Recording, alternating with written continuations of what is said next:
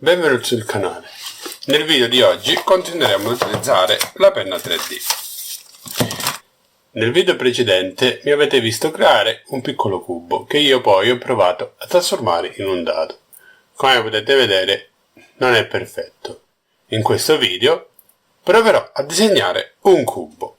Come nel video precedente disegnerò prima tutte le facce e poi proverò ad unirle.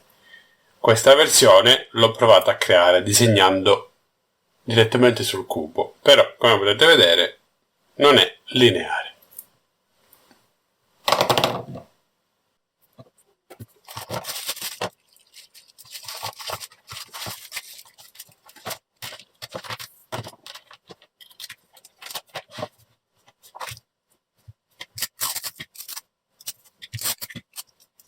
Ho bloccato il foglio trasparente in lavoro per evitare che si muova. È stato uno dei primi difetti della prima prova. Selezioniamo la penna e inizia a scaldare. Utilizzerò il PLA rosso.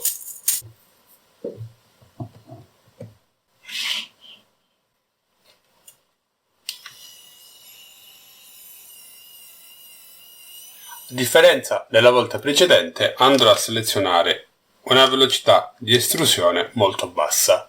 Utilizzerò 2 in modo tale da andare piano ed essere più preciso.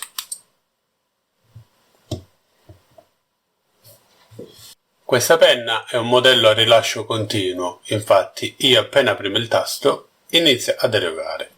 Poi quando lo ripremo termina l'erogazione, quindi è utile per lavori continui e lunghi, non per piccoli ritocchi.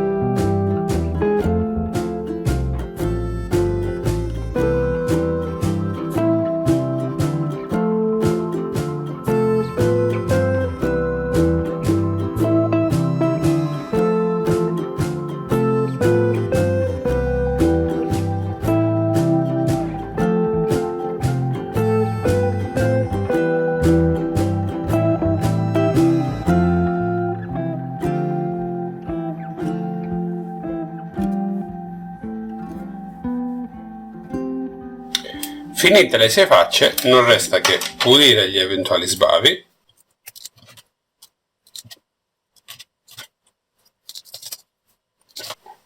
per avere un aspetto più liscio. Metterò esternamente la faccia che prima appoggiava sulla base.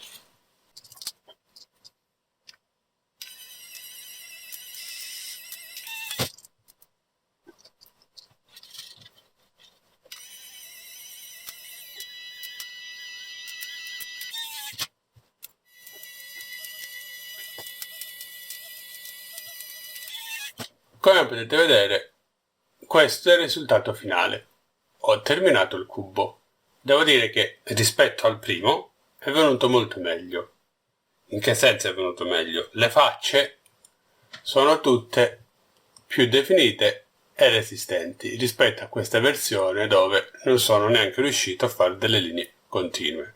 Qui avevo provato a fare un incrocio, mentre qui ho utilizzato un unico verso e il risultato è migliore. Costruire questo tipo di oggetti può essere un ottimo metodo per fare pratica e prendere mano. Come potete vedere, io qui ho avuto molti problemi di giunzione, però sono migliorato rispetto al primo tentativo. Per questo video è tutto. Fatemi sapere cosa ne pensate e se questo genere di video vi piace. Come avete ben capito, io non so utilizzare ancora questa penna e sto facendo vedere le prove che faccio anche a voi. In un prossimo video andremo a utilizzare dei filamenti di ABS che ho comprato e vedremo le eventuali differenze. Vi ricordo di iscrivervi al canale e di spuntare la campanellina e vi rimando al prossimo video. Ciao!